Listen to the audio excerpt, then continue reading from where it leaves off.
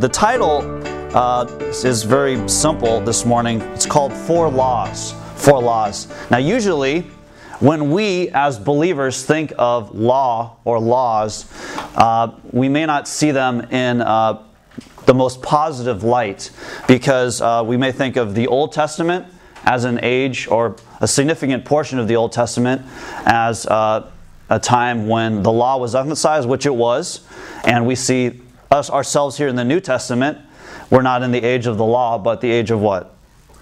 Grace. That's right. We're in the age of grace. So in that respect, we may see the law as kind of a contrast, a background to where we are today, which is not in an era of law, but an era of grace. But this morning, we want to see that that there are these four laws, and how these four laws interact. Okay. Now, I'm going to define law in two different ways, and we'll get into the verses on why it's like this, okay? But law, one definition of law that we'll use this morning is we'll say that the law of God, actually it's in Romans 7:22 and 23. You can see this there. The first part just says, "I delight in the law of God according to the inner man." So the first law that I'm going to mention is the law of God. I'm going to put it over here. I'm going to have, there'll basically be three sections here. There'll be something here, and something here, okay? And over here, I'm going to put the law of God. Okay?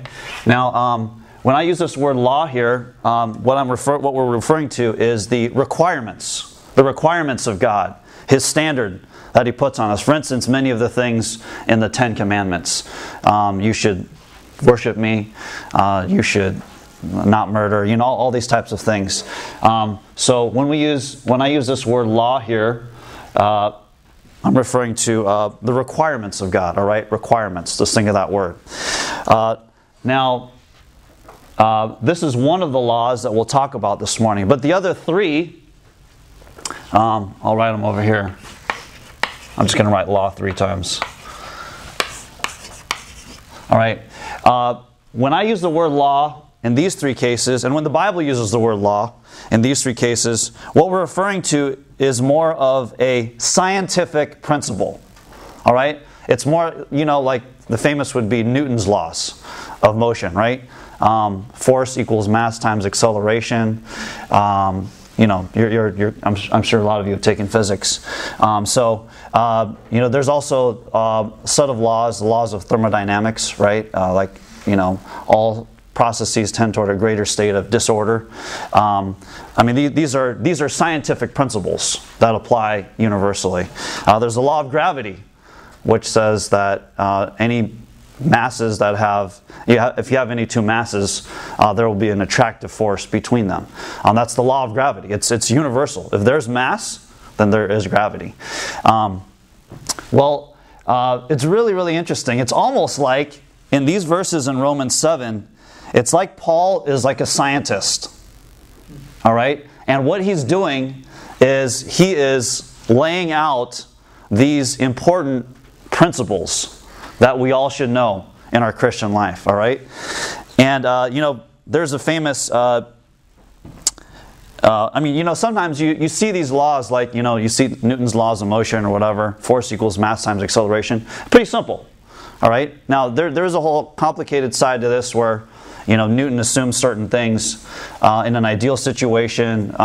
But if you just look at what he laid out there, it's not that difficult to grasp. But the discovery and the revelation, you could say, of arriving at the conclusions that he did was not a small thing. All right? And it's the same with this. In Romans 7, actually, what Paul lays out for us, on the one hand, when we point it out, you might be, oh yeah, that makes sense. But actually, the way he lays it out is very, it's revolutionary. It's revolutionary. And if we really see it, it will really affect our Christian life. In 1962, there was a famous Nobel Prize awarded in physiology and medicine. I don't know if any of you know what that prize was. But it was awarded to 3 guys named Watson, Crick, and Wilkins. All right, which if you're a bio major, you should definitely know who these guys are. All right, so obviously these 3 were involved in advances related to the understanding of DNA. That it's double helix structure and certain things there that are related to the transfer of genetics in living materials. All right, they got a Nobel Prize because what they discovered had far-reaching effects that revolutionized the way that we do many things today. For instance, in forensics. Now, if you're a criminal and you accidentally leave even just a small hair or a small piece of saliva at the crime scene, you can be identified by your DNA. And there's other areas that were affected, genetic engineering, and a lot of different areas just by this. I mean, DNA has always been there. It's always been there, but the fact that someone discovered it and laid out the principles related to how DNA operates, it revolutionized certain areas in the way that we live and we conduct our lives. So that's what should happen if we really see these 4 laws that Paul lays out from the Bible. The effect that it should have on our Christian life should revolutionize us. All right. All right. So what are these 4 laws? Well, we've already mentioned the first one, the law of God. Now, let's read all together Romans 7, 22 and 23, all right?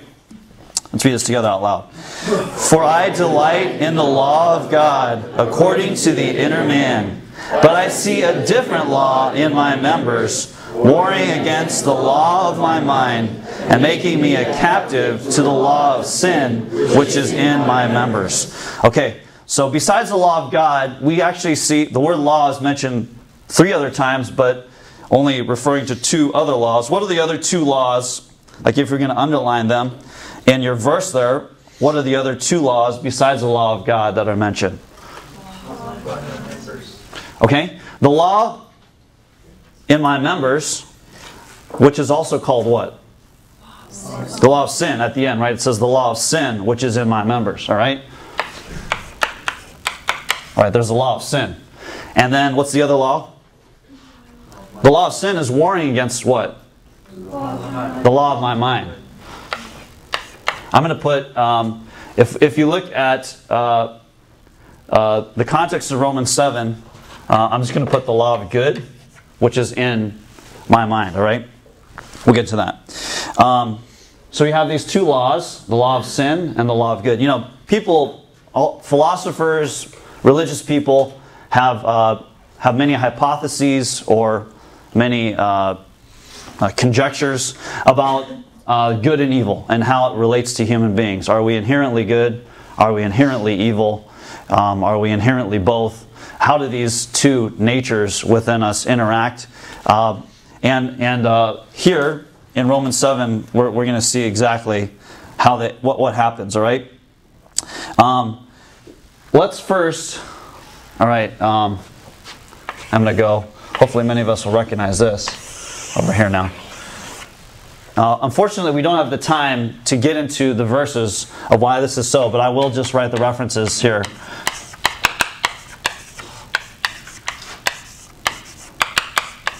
Hebrews 4:12 and 1 Thessalonians 5:23 show us that human beings are composed of 3 parts, right?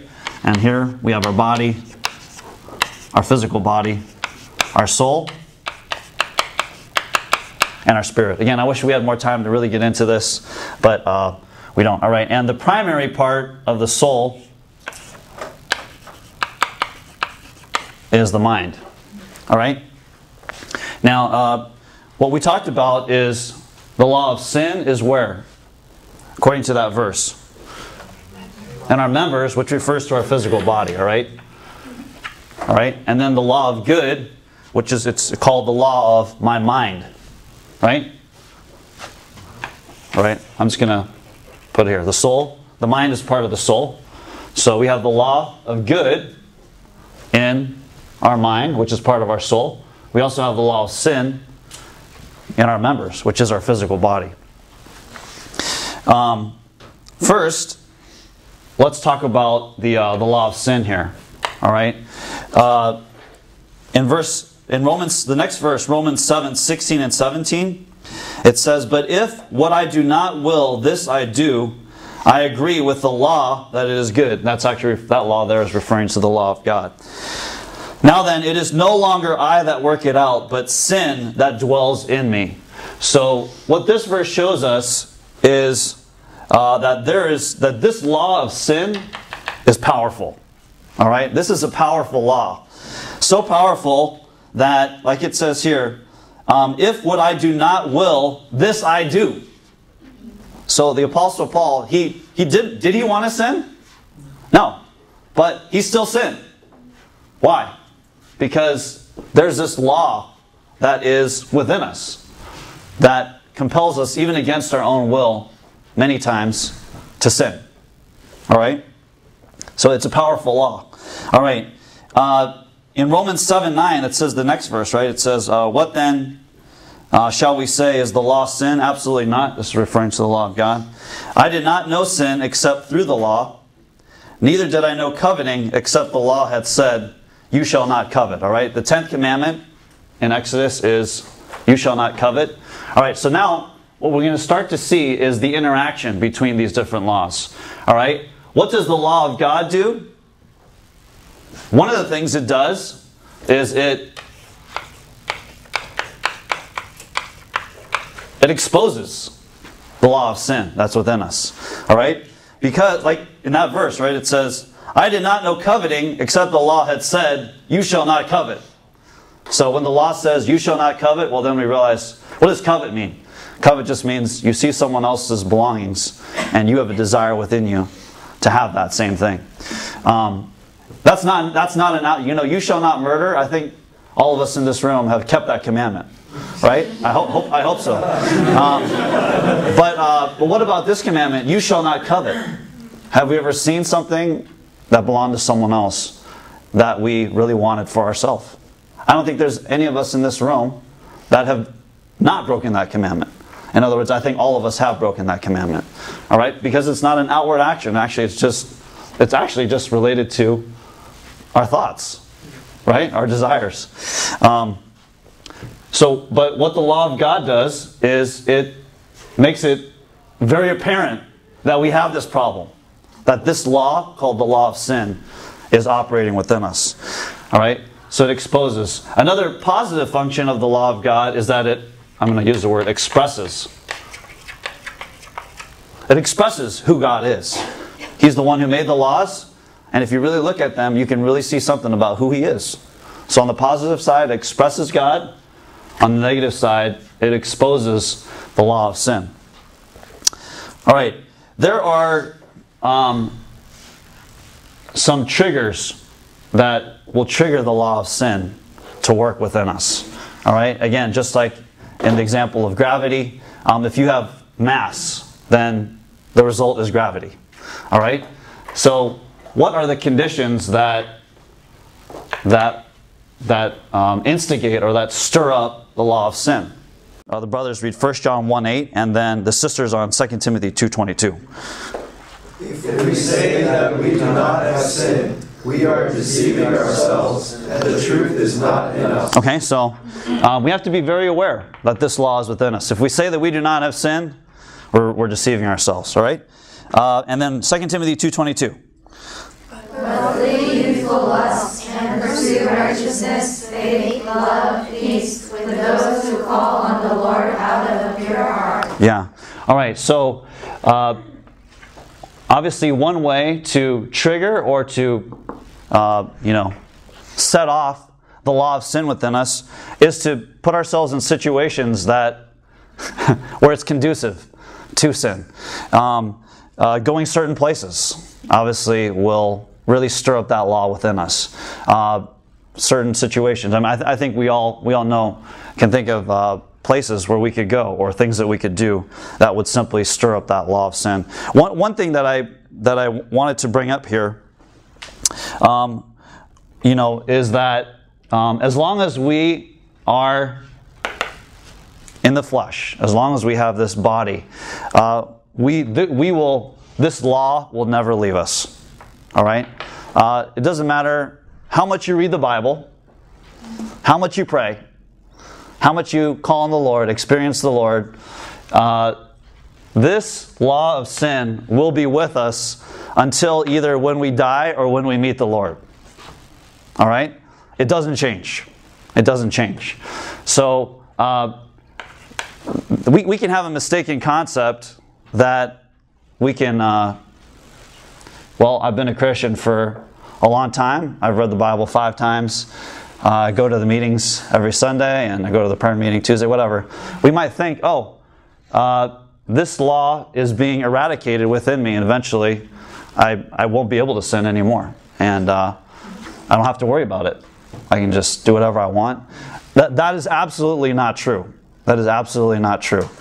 This law will not leave us as long as we're living on this earth. And we can never let our guard down against it. One example on the negative side is King David. King David was he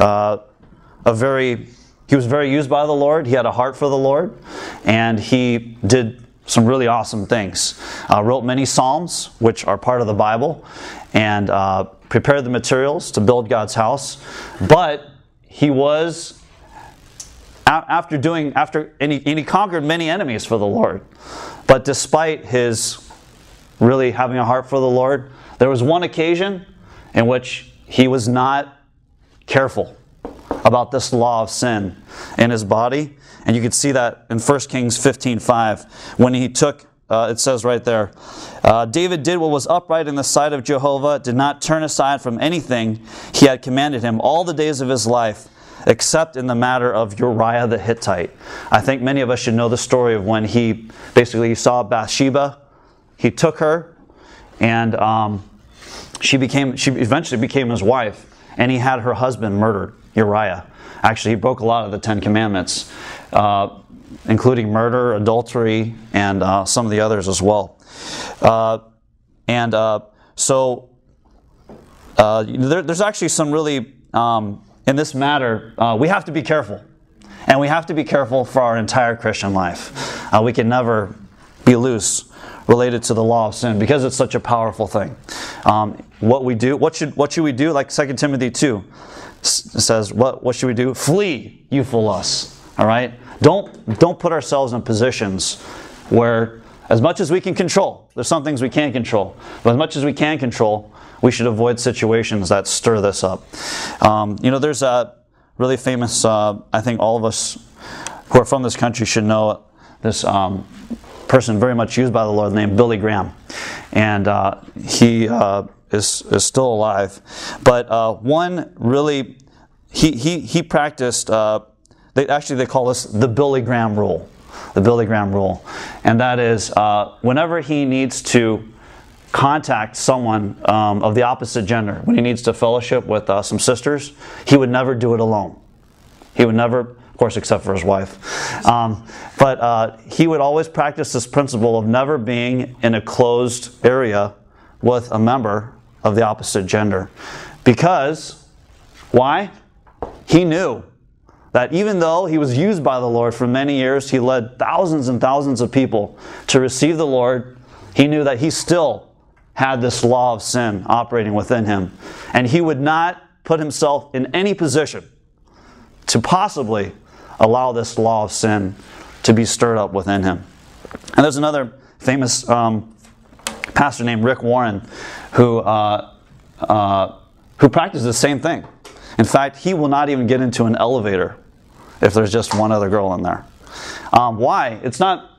Why does he do such a thing? It's not he's not just trying to be a holy person or be just a great. What he is recognizing that this law of sin is within him, and we all need that same recognition, regardless of how much we've been used by the Lord. This law will always be there, and we can never ever let our guard down, not even once, lest it be stirred up. All right, that's one angle. Now even more interesting, all right?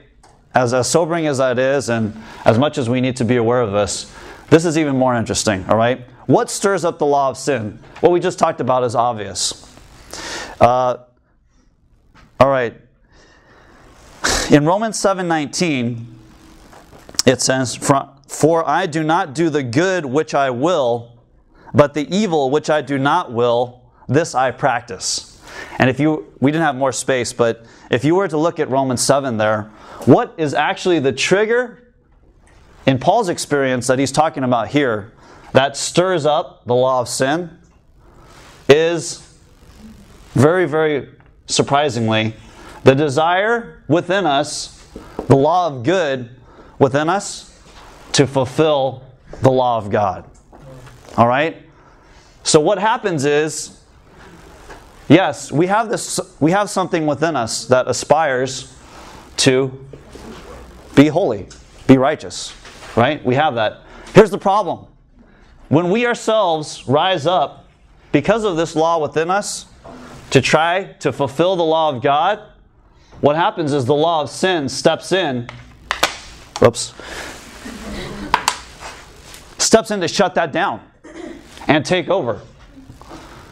So it may seem like this is the right thing to do, but actually what happens is this triggers this.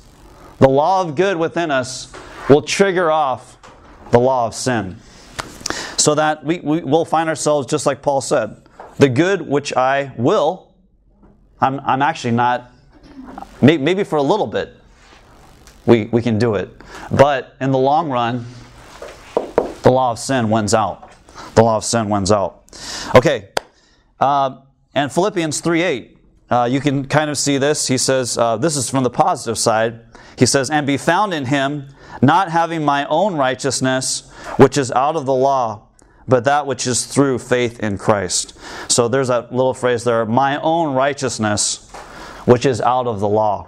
There might be a struggle within us to be a better Christian, to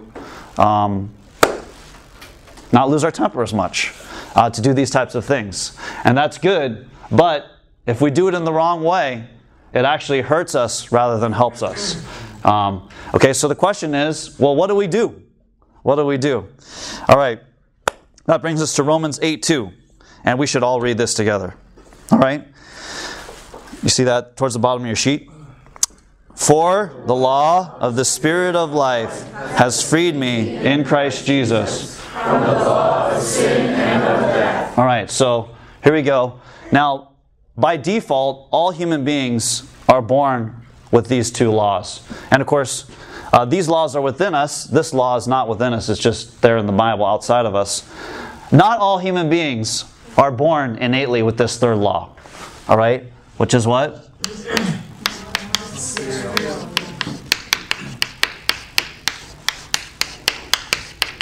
All right.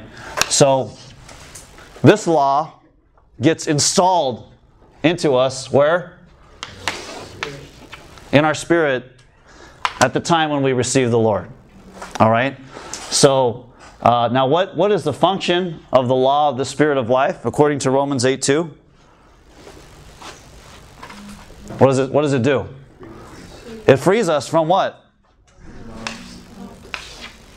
It frees us from the law of sin and of death. All right? So, one example, I think some of us were there last weekend at the conference, this was used. You know, the law of sin, you could say it's like gravity. But the law of the Spirit of life could be like the law of aerodynamics. All right? If you have, I think you all know what I mean. So, how does an airplane fly? By the law of aerodynamics. All right?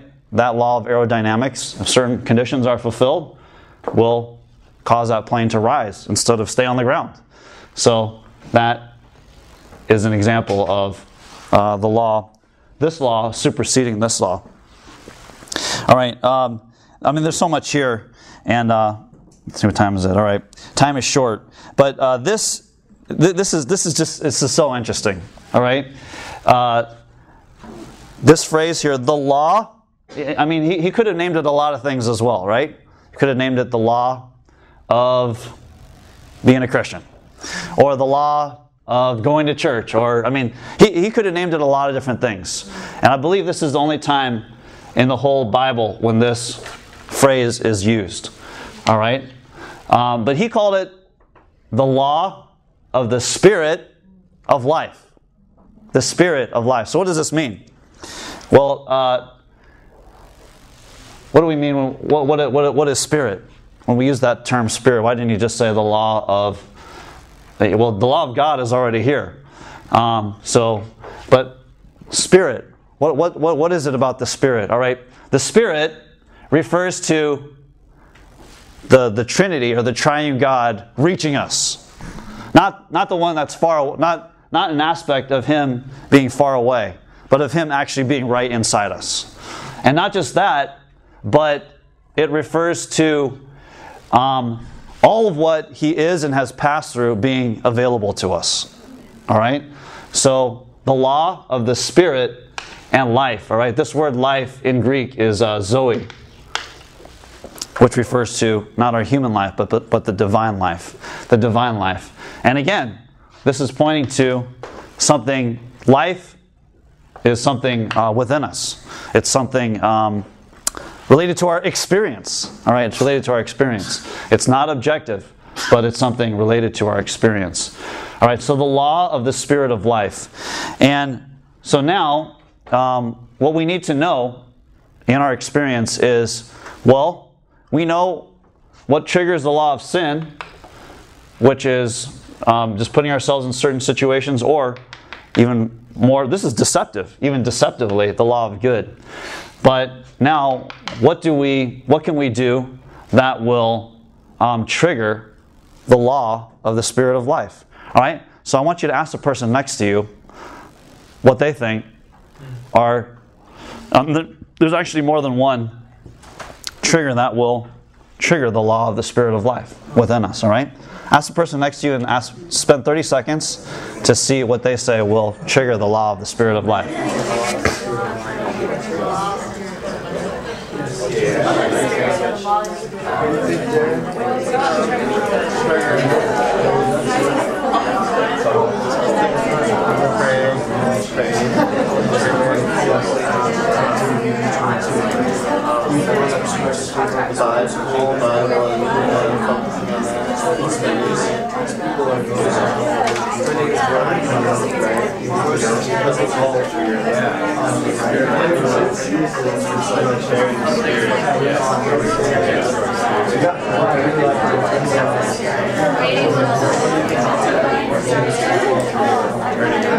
Okay, I think there's actually many things, and I think probably many of your answers were really good. And if we had time, we could just list out all the things. Actually, to trigger the law of the Spirit of life is things that many of us know. We've heard a lot, and they're not secrets.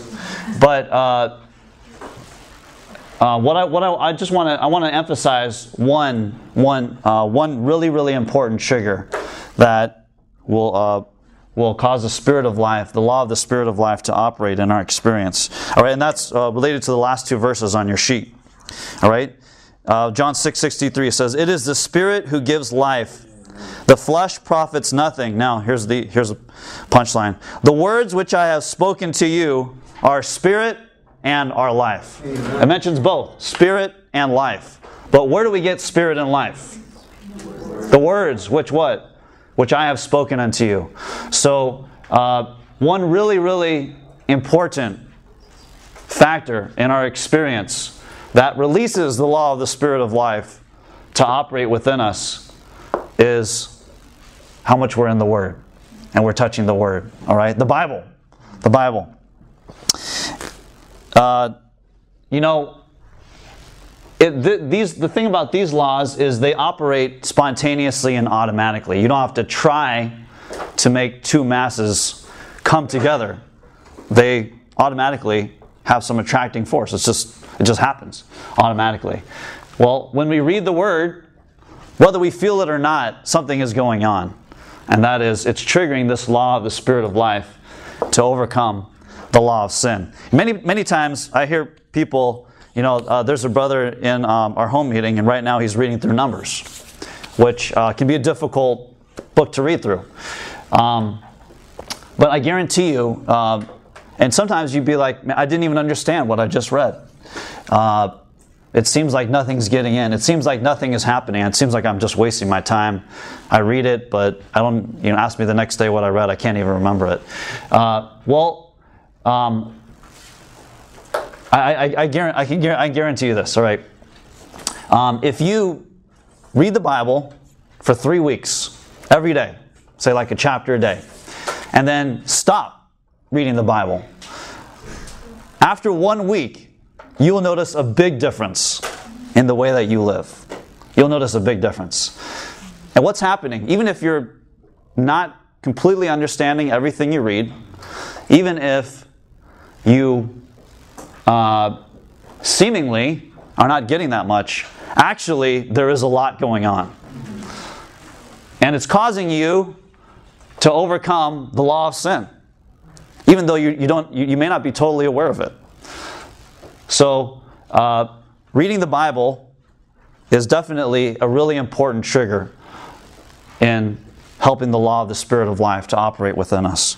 All right? And you can see that here in Ephesians 6, 17 and 18.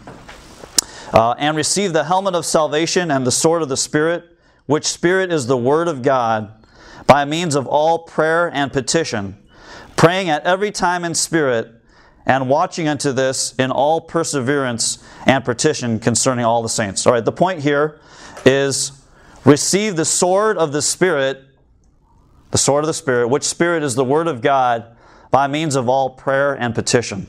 So the way that we come to the Word is also important. We don't just want to read, but we really should have some prayer. And when we do that, that sword of the Spirit, we may think, the sword of the Spirit is to go like this to the enemy. Actually, it's not to go like this, it's to go like this to this. All right?